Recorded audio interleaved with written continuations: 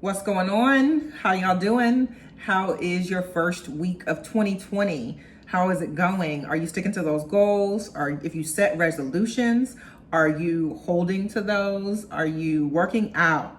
Are you keeping up with your diet or lifestyle change? Are you drinking your water? All those good things. If you have fallen off the wagon, just get back on.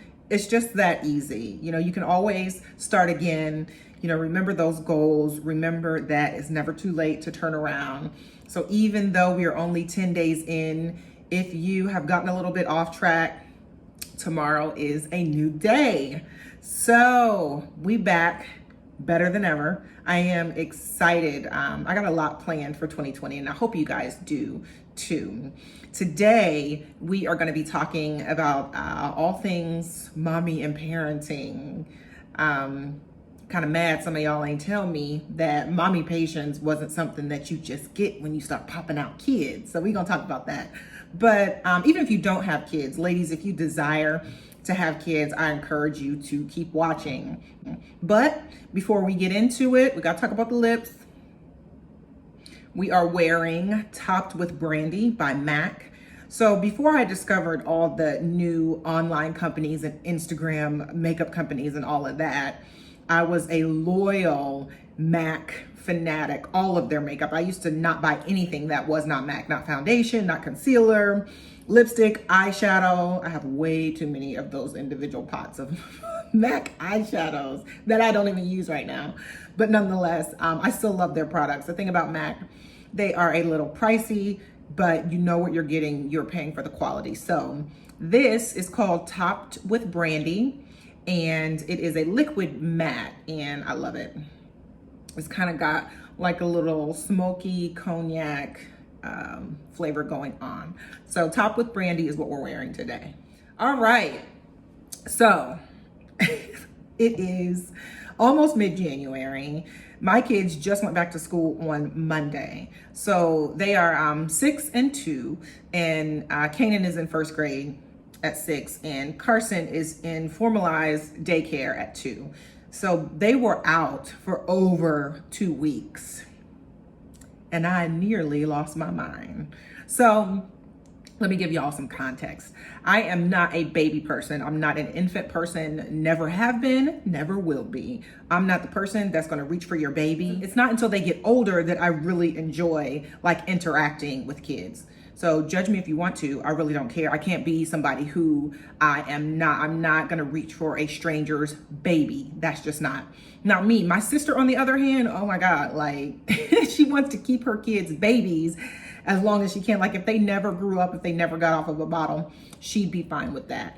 But for me, it's just not like that. They are just little human creatures that can't tell you what they need or what they want, and then they just freak out and spaz, and then we're all stressed out. So needless to say, never been a baby person. So in my kids' early days and months and years, my husband was their primary caregiver. He had no issue with that. He is amazing. He loves babies and babies and kids love him, and it just worked out so well. He has always been the middle of the night person. And when I say always, I mean day one all the way up till now. He is the middle of the night person. Now, I breastfed both of my kids for over a year. He couldn't do that, but he would get up and bring them to me, and I would feed them and give them back. Or when I started pumping, he would give them bottles in the middle of the night if I wasn't going to feed them. But he was really, I joke about it and I say this a lot, but he was their primary caregiver, especially when I was still working in the corporate world. I traveled a lot for my job. So there were sometimes he would have both of them for a week or a few days at a time. And it worked out well. He loved it. They loved it. It was like daddy daycare up in here. So now that the tables have turned a little bit, and being a stay-at-home mom is one of my primary functions, and he is out conquering the restaurant world and building 2 restaurants at once and working on a 3rd, he hardly ever here. He ain't here, y'all. And it's just me and the two of them and the doggy. And I drop them off and pick them up. And weekends, it is 16, 17, 18 hours that we are awake together, that it can get a little crazy. So the 2 weeks that they were off, I really had to consciously work on mommy patience and parenting patience. It is not just something that will come over you. And the crazy thing about it is that toward the end of last year, I was praying about patience, more patience. And what we have to understand when we desire to grow in character in certain areas, so we pray for patience, or we pray for discipline, we pray for these things, and we don't just wake up with them one day. That's not how it works. The way it works is that we pray for those things, and then God subsequently puts us in situations that require more use of those things, right? So I had to be dropped smack dab in the middle of situations that required me to pull on my patience more. The other thing we have to realize, especially as our kids start to grow and they understand, they comprehend, talk to them. I had some days or some times of the day where I had to straight up tell them, Mommy's tired. You guys, can we just have a couple of minutes of quiet?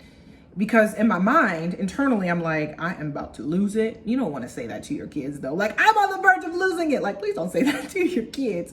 But it's totally okay to say, Mommy's tired, or Mommy needs a minute, or you guys, quiet for just a few minutes. Let's play the quiet game. Those things you have to do for your sake and for their sake.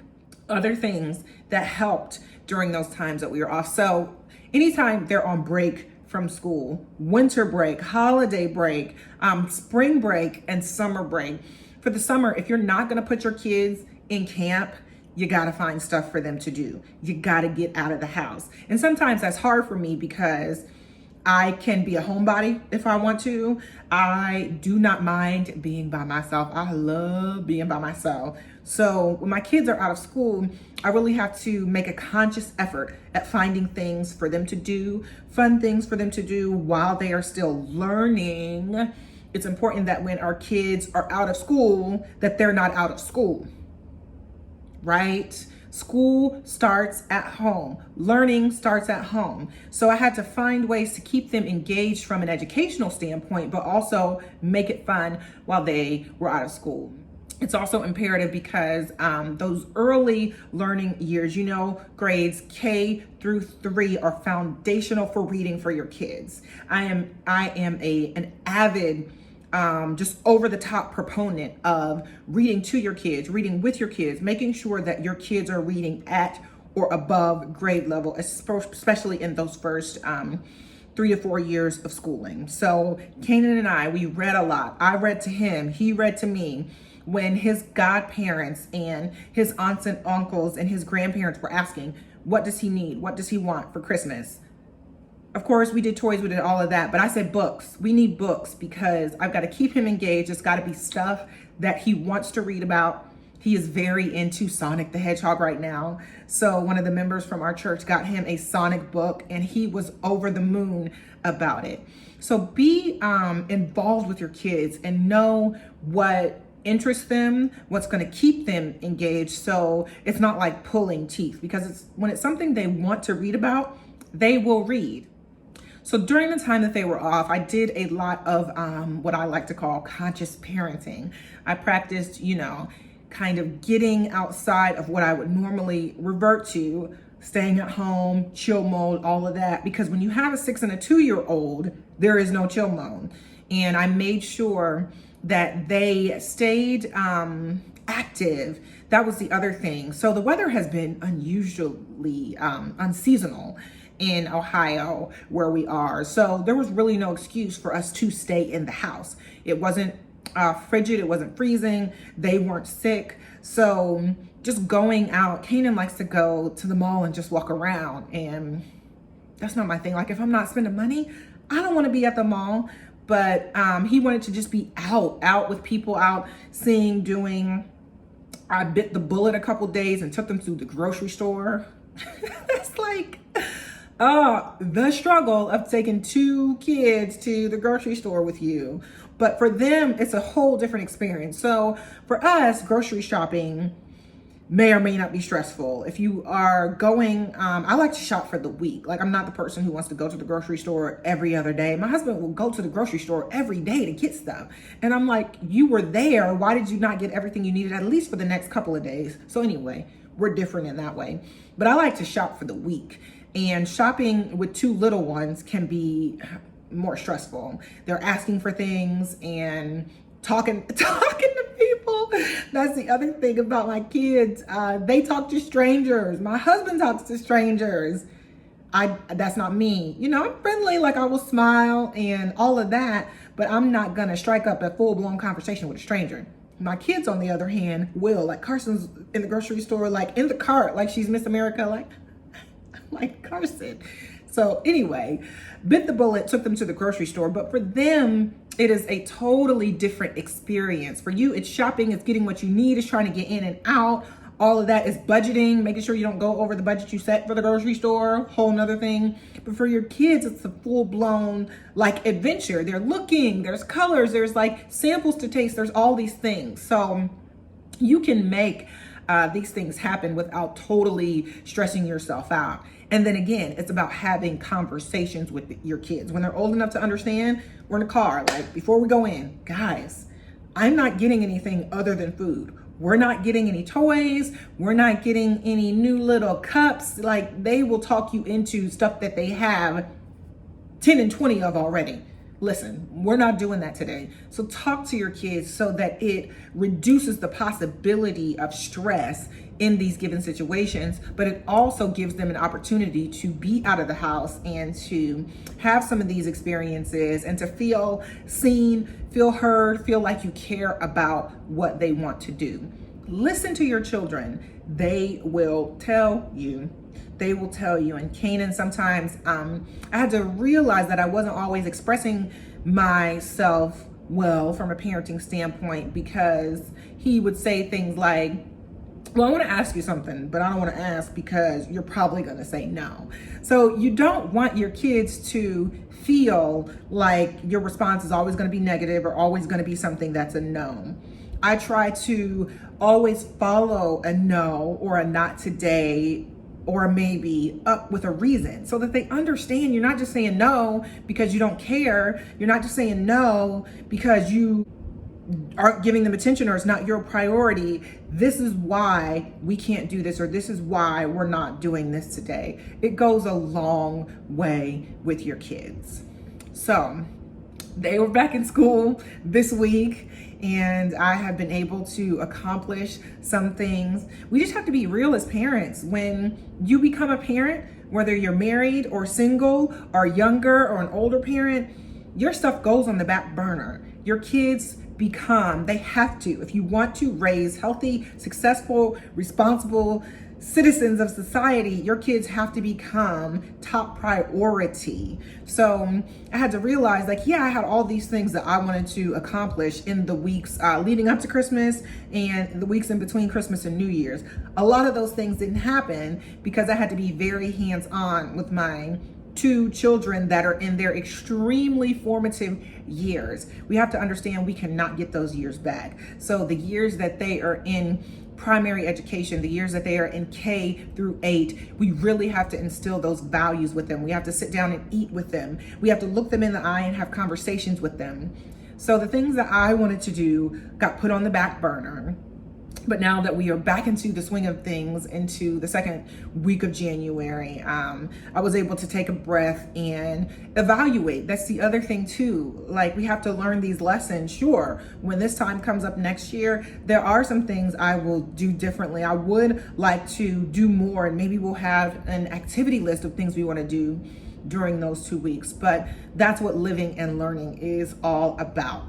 So they are back in school, thankfully, and I have grown some more mommy patience. That's the thing, it's got to grow. We have to cultivate these things. You're not just gonna wake up next week with more patience. You're not just gonna wake up next week with more discipline. Those things have to be cultivated. So hang in there, moms. I feel you. Thank you for not judging me, for not being a baby person. Like it just is what it is. I love kids. Love kids when they're old enough to tell you what they want and to communicate and all of this and say I have to go to the bathroom. All of that, I'm good with all of that. But babies and the whole stage where they are just they are reliant on you for everything, that was a challenge for me. And thankfully God gave me an amazing husband and just enough grace to get through that period. But it was a struggle for me. It just was. And I had a lot of days that were really hard. But talking about these things and understanding who you are in these things, that's the only way we are going to grow and become better versions of ourselves. So that's my story. I'm sticking to it. We are fully in 2020. I thank you guys for staying on this journey with me. I told you at the end of 2019 that I'm going to come to you a lot more. So I'm excited for that. I've got some exciting things going on. So if you haven't subscribed, please do that. I just share what has worked for me, what hasn't worked for me. As you can see, I am honest. I tell you with full transparency how I arrived at where I am, and I can be quite opinionated, but I always respect other opinions. So share this with somebody who needs to hear it. Like, subscribe, comment. Tell me your mommy stories. Tell me what you did over the holiday break to keep your kids engaged and to keep yourself from not going crazy. We're going to talk about some fitness stuff. We're going to talk about some food stuff. We're going to talk about some faith stuff. So lots of exciting conversations coming for 2020. Thank you so much for listening, for watching. Keep pushing. You got this.